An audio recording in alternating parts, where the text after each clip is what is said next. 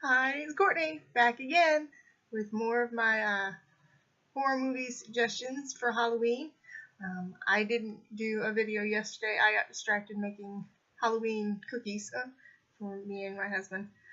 Um, so, and we're getting closer to Halloween, and yeah, I've still got quite a bit of horror movies in my collection to talk about.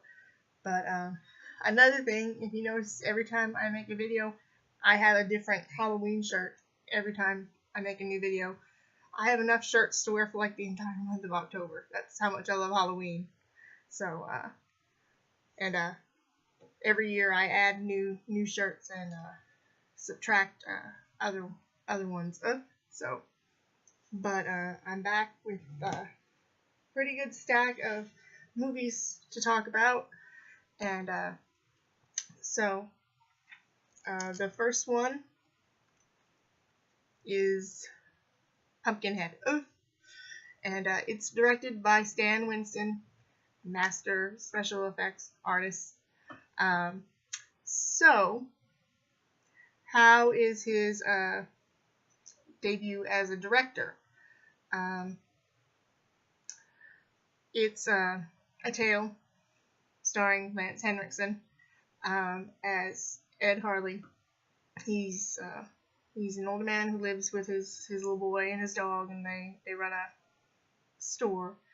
And so the relationship between Lance Henriksen's character and his son, it's really sweet. There's no mother around, so they're pretty much all they have, and so he has to go off and get some feed, and he leaves his son alone, and this group of teenagers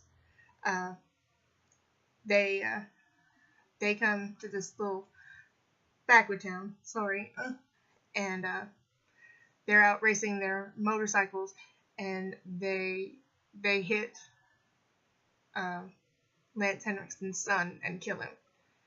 And he comes back, and of course he's heartbroken, and he's also angry, and he wants revenge.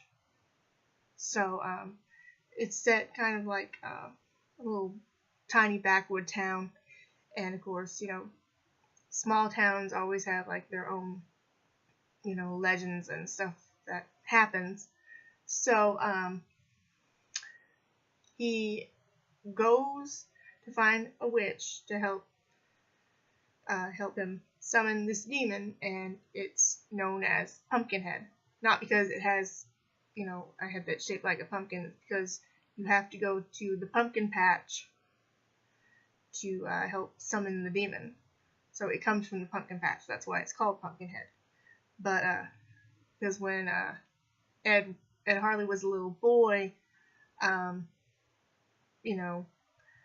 an older man apparently was killed by Pumpkinhead as an act of revenge, and anybody who has Pumpkinhead coming after them, you're supposed to like turn your back on them and not help or interfere. And Ed, as a little boy, saw Pumpkinhead kill this man, so that's how he knows about the legend. So he goes to this swamp, finds the witch, and she helps him to summon Pumpkinhead. And the thing is, as he is killing these teenagers, Lance Henriksen's character, Ed Harley, can feel and see through Pumpkinhead's eyes as he's killing these, teens. So it's a good movie. I didn't watch it for the longest time because I kind of always thought, I would just be really scared and creeped out by, Pumpkinhead. But so he is kind of frightening. But the story that revolves around it, of course, it's a revenge story. But I like Lance Henriksen. He's a really good actor. So and his character in this movie, when his son gets killed, it really, sad, and it kind of, tears at you. And about the kids, not all of them are, it's not like they're like really heartless about what happened to this little boy. They, one of the teens stays with him, and some of the girls are, of course, not very happy about what happened, and there's really just like one character, the one who's actually at fault, that is really more to blame. So you kind of feel a little sympathetic for some of the teens. So they're not complete monsters, and but anger and revenge, and it can turn you into a monster, and it's kind of basically what happens in the movie as Pumpkinhead keeps killing off these teens. It's like a little bit of Ed Harley's humanity starts to like kind of die, along with them. But it's a really good movie. And of course, Stan Winston created Pumpkinhead, and he directed it, and so most of the action takes place at nighttime, so it's kind of darkly lit, but and it takes place in the woods, so it's a nice atmosphere of the movie. And not a lot of 80s movies have atmosphere like this, like the 70s ones, so it's got a nice creepy nighttime atmosphere in the woods. So it's kind of a different horror movie in the woods. So it's not just like campers running around and being like hacked to pieces and stuff, but still. Alright, next is a movie that I know a lot of people don't like. I'm just curious about why this feels so heavy. Okay. Because it doesn't have the disc in it, but it feels heavier than my other cases. But a lot of people don't like this movie. It's a remake. I don't mind it. Some of the CG effects are kind of bad, and but it has a good cast, and of course it's directed by Jan de Bont, and it's the 1999 remake of The Haunting. Okay, so hear me out. I do like this movie, and I know a lot of people like, the classic, 60s version of The Haunting, because it's more of, you can't see what's going on, you can hear what's going on in the house, but you can't see it, and, so that's good too, but I like this one because, of course, it's beautifully shot, and like I said, I think the cast is pretty good. I'm kind of on the fence with Owen Wilson, because every time you see an Owen Wilson character, it's never really that serious. So, alright, maybe that could have been done a little bit better. But Liam Neeson, Catherine Zeta-Jones, and Lily Taylor, I really like them in this movie. And then, like I said, it suffers from, that bad CGI, kind of stuff. And I guess some of the effects are, a little narmy and out there and kind of cheesy, but the acting is good, and like I said, it's beautifully shot. Jan de Bont used to do like the the photography and stuff for movies. I'm trying to see who does it here on this one. Obviously not Jan de Bont, but it has a score by Jerry Goldsmith. Jerry Goldsmith scores are always really nice and orchestral and all of that. So, of course, it's based on the story by Shirley Jackson, The Haunting of Hill House. So, and everybody credits Shirley Jackson with being really good at those gothic kind of suspenseful tales. I read a story of hers in, I can't remember if it was in middle school or in early high school, short story called The Lottery, and it was a pretty creepy story for being so short, but so Doctor, played by Liam Neeson, is holding tests at this mansion for his these subjects who have like kind of, you know, night terror things and insomnia and stuff like that. One of them is Nell, whose real name is Eleanor, played by Lily Taylor, and she had to take care of her sick mother for a long amount of time, and her mother has recently passed away, and her sister and her husband want her to come and stay with them, but she doesn't want to get rid of the apartment that she lived in with her mother. So, and then there's Theo, played by Catherine Zeta-Jones, and of course, you know, she's there to be, you know, sexy, and of course, the Theo character is supposed to be bisexual, so just also like in the original, except a little more toned down for the 60s, but, you know, this is late 90s, so everything can be toned up a little bit, gore, effects, everything. Although, you know, there's not gore in this too much, so it's a haunted house movie, and I guess it could have gone more with the tell, don't show kind of theme of the original, but of course, you know, it's the 90s, and, you know, people want to use CGI, so the CGI, like I said, is not that great, but so other than that, I think it's a pretty good movie. I like Jan de Bont's Twister, so this is a good movie. I mean, so it's got a little blurb on the back that says thumbs up, and it's from Roger Ebert. So Roger Ebert liked it, so it can't be that bad. But I like it. So The Haunting, pretty good movie. Next up, one of the many incarnations of the Phantom of the Opera, Gaston Leroux, and this is kind of like the 80s kind of take on it.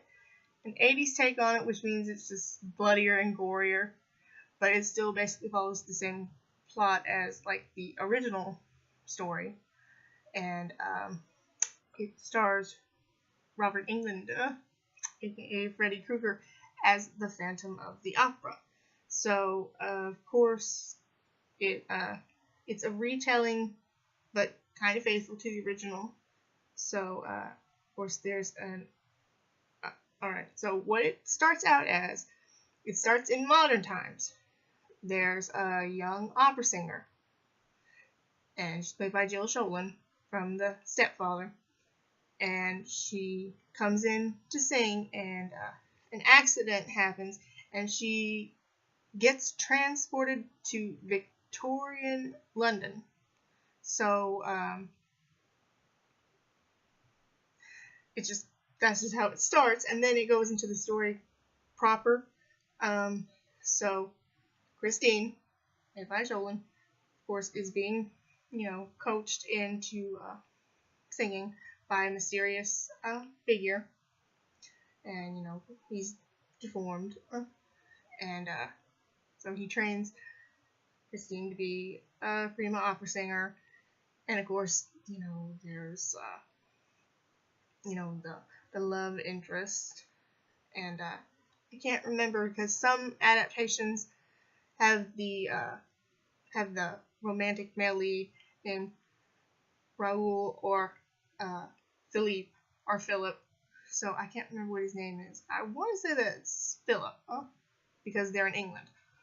So, but So of course it's bloodier and gorier. I guess kind of almost around the lines of like the Phantom of the Opera, where they made it with Julian Sands as the Phantom. So bloodier and gorier, but so, and of course it has Robert Englund in it, and it's beautifully shot. It's produced by Menahem Golan, part of Golan. Yeah, you remember Canon movies, Canon films, producer of that. But so of course it's darker and bloodier and gorier, but of course Robert Englund does a good performance, and it has a kind of a weird twist at the end, because remember how we started the film, so we're eventually going to have to go back, to the present, so it has kind of a weird twist to it, but so it's something a little different. So every time a Phantom adaptation comes out, they always do something different to it. I mean, make it bloodier, gorier, make the Phantom more sympathetic, change character names, make it musical. So, but it's a pretty decent movie to watch. Has that nice, scary atmosphere, and so set in Victorian London. So it's outside scenes are kind of dark and almost kind of like you're almost watching like a Jack the Ripper kind of movie a little bit. So it's a pretty good movie. Next up is another one of my favorites. It's a 60s example of horror, and I like 60s thriller horror kind of movies, and it is the classic Whatever Happened to Baby Jane with Bette Davis and Joan Crawford. So early in her career, Baby Jane Hudson was a little like Shirley Temple child star. So she was very popular, and they would make porcelain dolls, life-size porcelain dolls, and give them to her fans. And her sister Blanche was always in the background. So Blanche is Joan Crawford, Baby Jane Hudson is Bette Davis. So when they were younger, Jane was the star and Blanche was in the background. As they got older, though, they transitioned into acting in Hollywood. Jane's movies didn't do as well as Blanche's. So as they got older, Blanche became more successful, and Jane's career kind of started to go downward. So one night at the gates of their home, there's a car accident, and Blanche gets paralyzed from the waist down, and everybody thinks that Jane tried to run her over, and instead of killing her, it ended up paralyzing her. So now they're both older, recluse women who still live in the mansion, and Jane's forced to take care of Blanche. And instead of taking care of her, she kind of torments her a little bit. So mostly out of, I guess jealousy of people appreciating her more, and a little bit out of guilt, but coming from an angry place at what happened to her sister. And but yeah, she torments her, and she doesn't really do anything physical harm-wise to her in the beginning, but it's more like withholding fan letters from her, and torturing her with more like a psychological torture. And so Jane's trying to plan a comeback, and she needs to hire a pianist to help play her songs. And she finds a guy named Edwin, played by Victor Buono, who answers the ad, and so he gets kind of wrapped up into the house with and it's clear that Baby Jane Hudson is completely cuckoo. And so the term psycho biddy is kind of a term that was given to movies like this, and Hush Hush, Sweet Charlotte, and Joan Crawford's Straight Jacket. You know, older women and crazy, psychotic things happening to them. But and it's shot completely in black and white, and it's more of psychological thriller suspense, but it's still horror because the things that get done to Blanche by Jane are horrific, and I mean, you kind of feel no sympathy for Betty Davis's character, and all of your sympathy is with Joan Crawford's character. But as it gets a little bit closer towards the end, and the sanity slippage of Jane starts to kind of be more back to being a frightened little girl than just being, again, a psycho biddy. It starts to add layers to the relationship, and of course there's kind of a reveal twist towards the end, and so then it kind of makes then it makes you feel sorry for her, but still kind of you don't want her to get away with what she did. So but it's a good movie. It's a very good classic 1960s kind of horror. So, like I said, you don't need blood and gore and nudity and foul language to make a movie. And of course, this is, not rated. So it's a good movie to go see. I'm actually going to slide through this a little bit more. So, next up is an anthology movie. And it is Tales from the Dark Side, the movie. The series Tales from the Dark Side was kind of created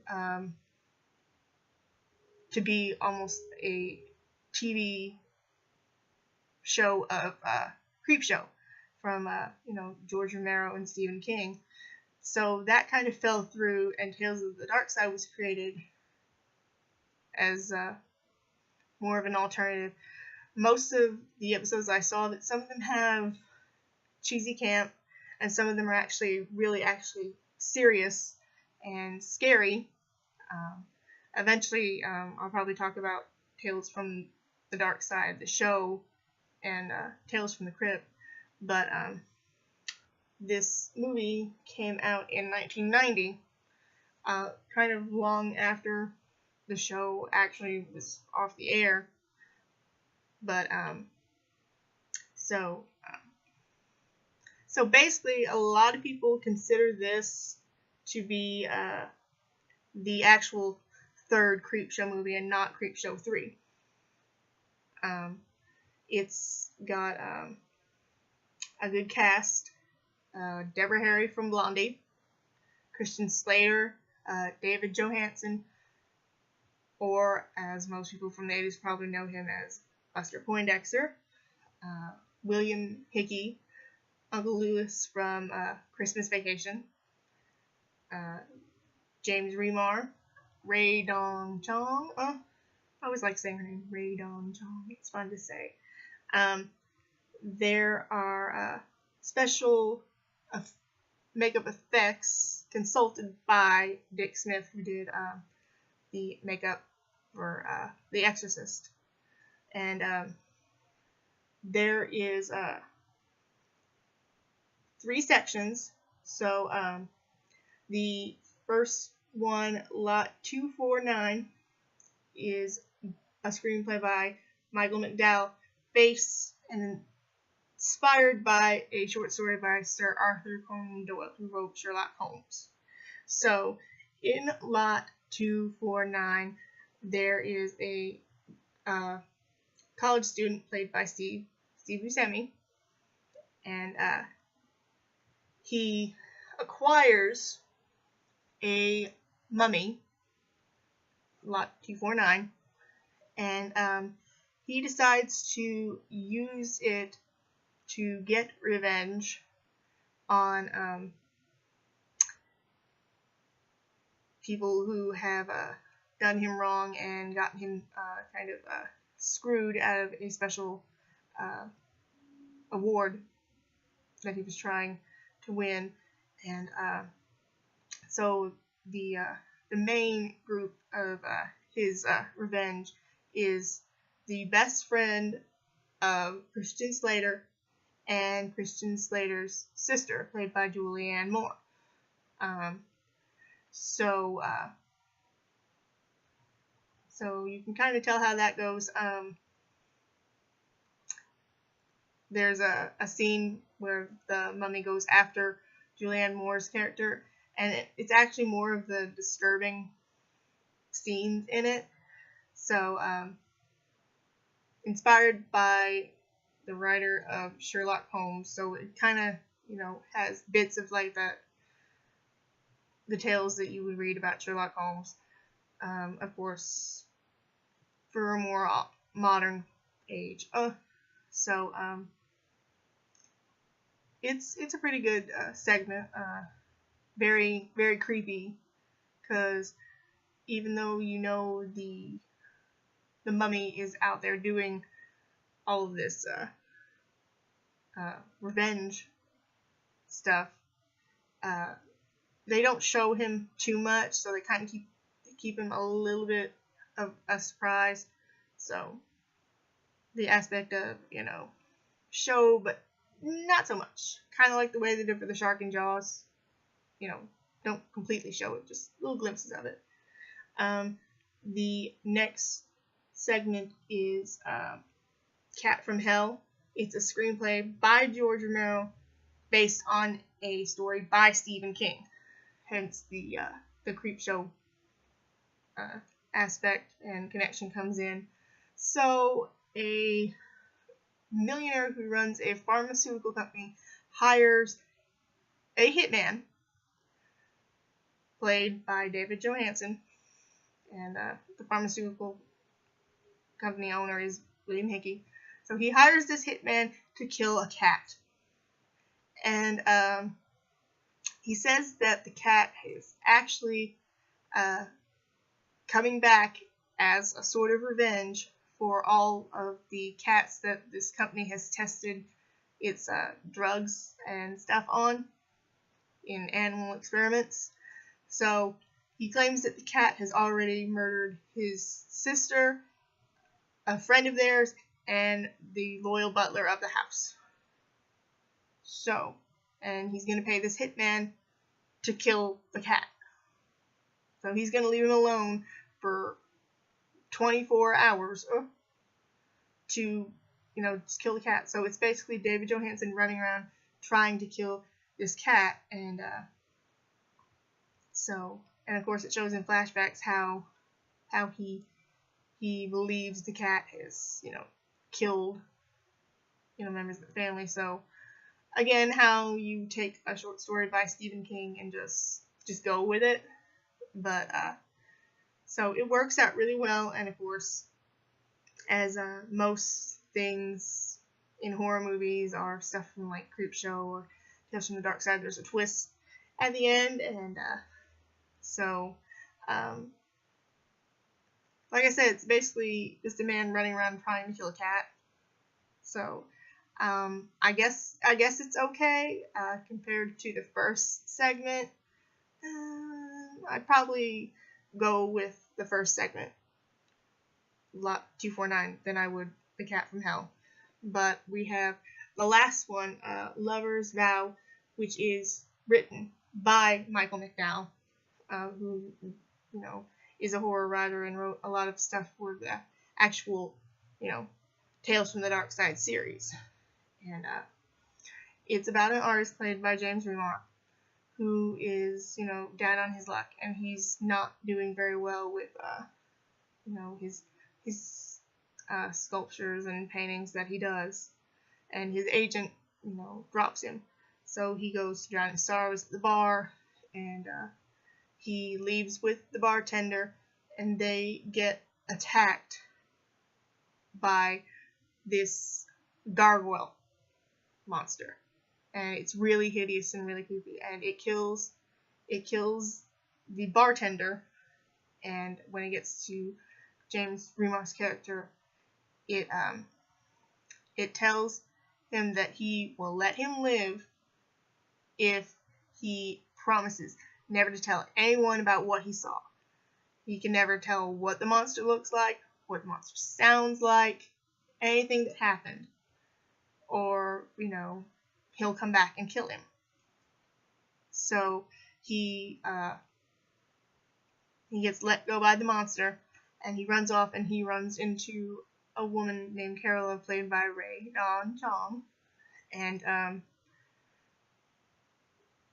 okay, so you might maybe get the twist already, but anyway, if you don't, so he meets her and they fall in love, and he ends up doing better with his paintings and his sculptures, and they get married and they have kids, but of course, he is still haunted by what happened, because he saw a man who was his friend get murdered.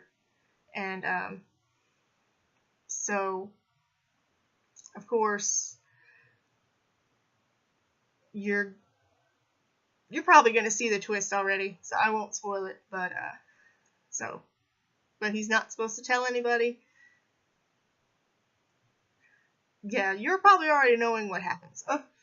But the ending of it is actually pretty bittersweet and sad, and I heard some people say that they don't like this segment because you can probably tell the twist so early, but I still like it because, well, I am a romantic, so I like love stories, even if they're tragic or dark.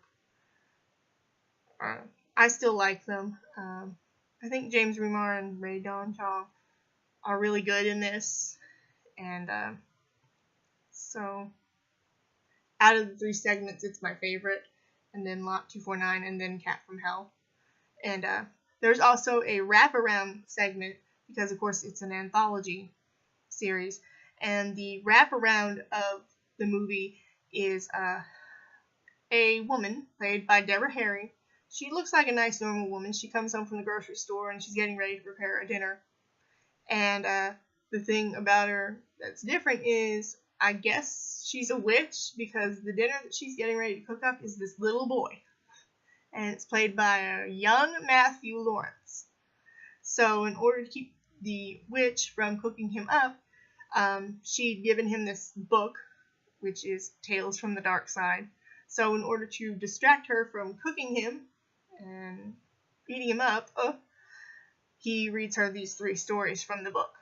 So, and then of course you have to end the wraparound segment, and that's pretty good too. So I won't give away the twist of that either, but I like Tales from the Dark Side. It's a good anthology movie, and so it follows in the veins of Creepshow and Creepshow 2. So I like it. And like I said, I'm gonna go through these in a little different order than I had them on the pile. Alright, so it's not what you would think as a horror movie, just because of what it's based on, but it's actually kind of probably more faithful to the original tale than anything that you have ever seen, because most stuff that you've seen is geared towards children. This is geared towards adults, which is kind of how the original fairy tales always were. This is Snow White, A Tale of Terror. So, of course, it's a Snow White story. And it's... I can't remember how, what the setting might be. It's probably seems like it's like Renaissance kind of era, but that's just how it is. Maybe during the Crusades or something. So I can't really remember the time frame, but it's a Snow White story. A young girl named Liliana, played by Monica Keena from Freddy vs. Jason, plays our Snow White. Her mother died giving birth to her through a C-section because her and her husband, Friedrich, played by Sam Neill, were, in an accident where like their coach tipped over and the driver got attacked by wolves, and her Snow White's mother, was beyond saving, so he had to cut the baby out. And the opening, there's a lot of blood, so if you're really squeamish about blood, you can wait until we get to like maybe the opening scene where we start rolling some of the opening credits. But so she's raised by her father, and after a while he gets remarried to a woman named Claudia, played by Sigourney Weaver. So and it's very plain to see as the movie progresses that he only married her because he wants a son. So I don't know, maybe he loves her a little bit, but it's also clear that he is still in love with his first wife. And his first wife's name was Liliana, so the daughter's named after the mother, and she looks a lot like her too. So make of that kind of what you will. But and so she's I don't know if she's actually betrothed or promised to this young doctor named Peter, but so, and of course she's actually kind of more of a brat, because every time you see Snow White stories, Snow White's all nice and everything. She's kind of a brat to her stepmother, which is a good kind of twist on it, because you're always wondering why the stepmother hates her so much. And in the beginning, she doesn't really hate her. She tries to get on her good side. She even gets her a puppy, but she still treats her like a wicked stepmother. But so what happens is, on a night that they're throwing a big party, while Claudia is pregnant, and Friedrich's hoping for a boy, she ends up having something go wrong, and the child ends up dying, stillborn, and it causes Claudia to kind of go in a downward spiral. And there's some sort of spirit in her mirror that belonged to her mother. Maybe it's her mother's spirit, I'm not sure. But it takes advantage of her grief and kind of twists it into blaming Liliana for what happened to her child. So then we go into the, she asks her brother, who can't speak, to go and take Liliana to the woods and kill her, and she escapes. And instead of coming upon 7 little, pudgy dwarf miners, she comes across 7 kind of outcasts from the kingdom, scraggly, miners. They got some of them have dirty, stringy hair, and they look like they're grunge rockers, and instead of little tiny men. And one of them is played by Gil Bellows.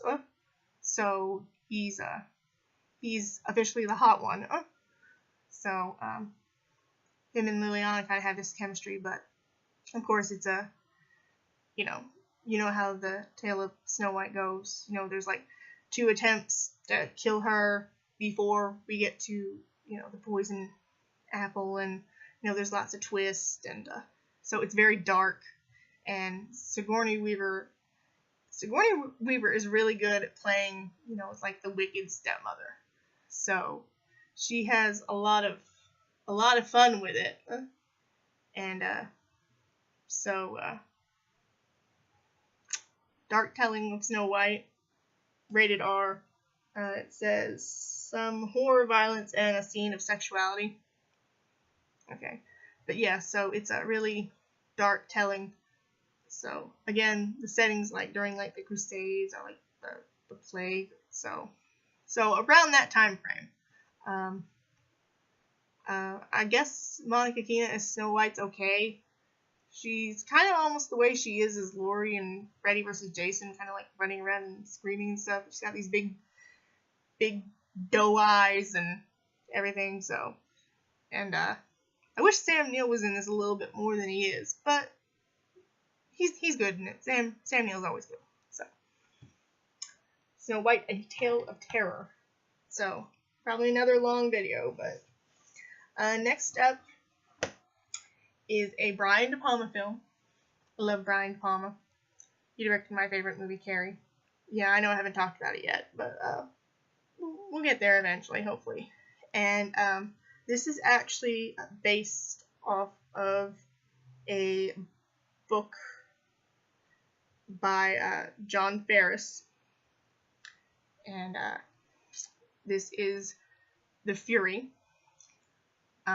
It has Kirk Douglas, John Cassavetes, and Amy Irving in it.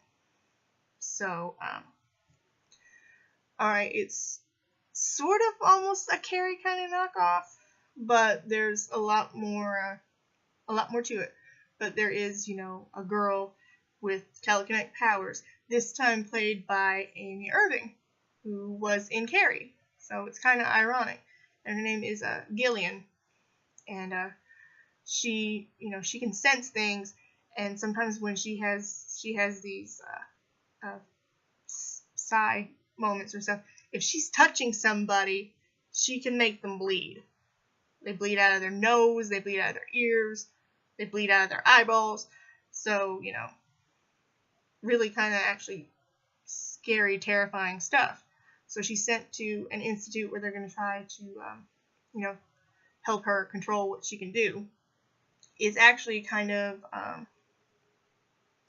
a front, though, for a kind of government agency, where they're going to take these kids that have these powers, like Gillian, and, kind of use them as weapons a little bit. So, another story that coincides with this is there's a government agent played by Kirk Douglas whose son is like Gillian. He has the same kind of, psychokinetic, telekinetic powers that she does. And earlier in the movie, during an attack where he and his son are like on vacation, his son, he believes that his son is killed, but then finds out that he's actually been abducted by a man who he thought was his friend, played by John Cassavetes. So he soon finds out that the school that they took his son was the same place Gillian's at. So he wants to get Gillian to use her to find where they've taken his son now, because they took him away from, the school, and now they've got him like hidden away at this like top secret U.S. government place. And the thing is, his son Robin is kind of actually going a little bit crazy, because whereas Kirk Douglas thought his son was dead and then found out he was alive, they made Robin believe that his father was killed. And so he's kind of gone again, kind of like mad with like anger and grief at it, and he's turning to an angry place. So him, Robin and Gillian are almost kind of like, almost like psychic twins, because they both have the same kind of powers and they're both the same age, but they're kind of like two sides of the coin, where Gillian doesn't like having these powers and she, hates hurting people with them. But now Robin's in a place where he uses his powers to, just kill people, to like get revenge on people who killed his dad and anybody that just makes him angry. And so there's a lot of government, espionage and secrets and kind of like political kind of things happening. So, but it's very well shot. Of course, all Brian De Palma films are nicely shot. The music's by John Williams. John Williams is a great conductor. So his score of the movies, it's very nice, and I like it. There's also roles by Carrie Snodgrass and Charles Durning, and Andrew Stevens plays Robin. So the screenplay was written by John Ferris based on his novel. I found his novel of the Fury at like a thrift store kind of book place, and I tried to read it, and I couldn't get through it because it, like I said, it was kind of more like all kind of government gobbledygook. I admit it, I'm not like a political government kind of savvy person, so I guess my mind was like going like blank, like a deer in the headlights. So I just couldn't get through the book, but I love the movie. So, and it's a really good movie. It might be kind of slow paced, but it's worth it. It's a good movie. Amy Irving does really well in this film, and of course Kirk Douglas is an acting giant. So and John Cassavetes' role in this movie is kind of almost like his role in Rosemary's Baby, where he's just kind of this guy that you can't really trust him, and in this movie he gives you no reason to trust him, but he's always got that kind of attitude where you love to hate him. Oh. All right, so of course running long again because I ramble and I babble. Next up is another remake. This is a remake of an actual 1940s horror film remade in the early 80s. So it's definitely a lot bloodier and gorier. It still has a few elements from the original in it, but of course, played up for the 80s. And it's Cat People with Nastasia Kinski and Malcolm McDowell.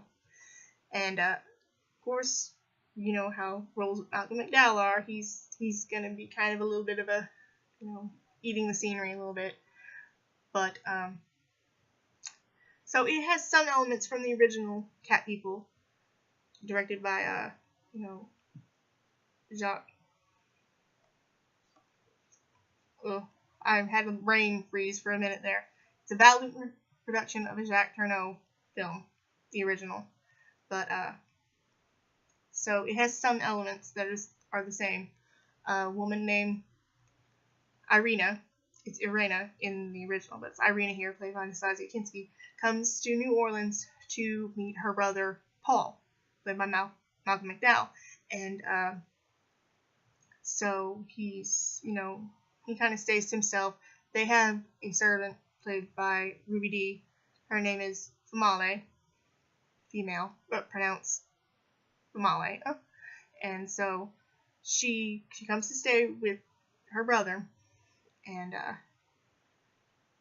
very reclusive, but she's this young innocent girl, and she goes out one day and she goes to the zoo, and she's drawn to the panther cage there, and she meets a guy named Oliver, played by John Hurd, and they kind of have this connection with each other. And but then there's Alice, played by Ned O'Toole, who kind of has the hots for Oliver, and but Irina is this young ingenue, innocent kind of girl, and so Oliver falls for her. But the first movie was more kind of subtle about how cat people kind of relate to like female sexuality, and of course this amps it up to a more 80s level. So there's a lot of nudity in this, so and a lot more blood and gore. So a lot of stuff that you couldn't see in the original, they kind of show it here, but since it's done with practical 80s effects, it's actually very effective and very creepy. And of course there's a lot of red tones in the movie, and a lot of black and red, like red for blood, black for like the panther. And so it's interesting to say the least. It's very sexified. But it has music by Giorgio Moroder. There's a song in the movie that's performed by David Bowie. So and it's directed by Paul Schrader, who went on to direct one of the incarnations of like the Exorcist prequel movie. So and it's produced by executive produced by Jerry Bruckheimer. So it kind of gives you a little bit of the feel of it, and it's really bloody, it's really gory, very sexualized, but still has that atmosphere like the original one did. So it's a very good movie. And again, running long. So I always say this, but it's probably the longest video that I've done. But I wanted to save one movie for last to talk about, because a lot of people said that it was like a really frightening, scary movie, and it's also because it's based on true events too. So I finally got to own this movie, and it is The Entity with Barbara Hershey, and it's a 1981 movie. Its screenplay is based on a novel by Frank DiFilippo, who also wrote Audrey Rose, but it's based on a real incident, based on a true story. So the names are changed of it, but a woman named Carla Moran, played by Barbara Hershey, is raped in her bedroom one night, not by someone, but by something. An unseen force rapes her. And like one of the first scenes we see is her getting smacked across the face, and she's bleeding from her mouth. It's just, but nobody's, you don't see a hand slap her face, but something slaps her face so hard that her mouth starts bleeding, and then it attacks her. It rapes her. And so she is like, she's freaked out by it, and she has incidences like this happen in front of her children. She has like 2 little children and a teenage son, and it happens in front of them, and attacks her son while he's trying to protect her. But it doesn't just happen in the house. It happens when she leaves the house too. Like she's out driving one day, and like her foot slams down on the gas of the car, and she can't move her foot from the gas, and she can't brake the car, and it won't stop, and it's frightening, and it follows her around, and it's and she goes to see doctors, and they can't explain it. They don't know what it is, but this entity attacks her, and it's always very sexual in the attacks. It attacks her when she's vulnerable in the bathtub and going to bed, and she tries to have a relationship with a man played by Alex Rocco, and whenever he's around, it gets even more violent. So she can't have relationships with anybody, and no matter where she goes, it follows her.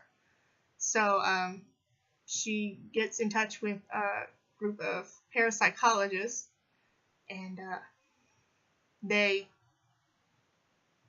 try to figure out what this thing is. and it's it's a really frightening movie because you never see this thing, but you can feel the violence and the hate from it. Like I said, from that first scene when you see her head smacked aside and like her mouth is bleeding, like her teeth are broken, and you can just feel the violence of this thing going around her, and they have no idea where it comes from or what it is, and and it's based on a true story, but like where people think the Amityville Horror was like a hoax and didn't really happen. I don't hear a lot of people talk about the actual case involving this woman. In the movie they call her Carla. So, but apparently I did find something on YouTube that talked about it, and apparently even after she left the house that she was living in, it still followed her wherever she went. And like I said, I don't hear people talk about it, so I assume people believe that actually did happen, and what happened to the Amityville Horror didn't. But yeah, this movie kind of creeped me out. So it's kind of not a movie you want to watch by yourself, because like I said, when it attacks her when she's vulnerable, you feel like you're being attacked and you're vulnerable too. So watching it by yourself at night is probably not a good idea. Probably watch it with somebody or watch it during the daytime at least. And but yeah, it has that paranoid feel, and like I said, it's very, very violent about it. So, but it's done in a good way. So, The Entity, really good movie. You can find it, go get it. So that's this video for horror movie suggestions to watch for Halloween. I don't know how many more videos I'll get out before the night before Halloween, but until I see you next time, I hope you have a good day.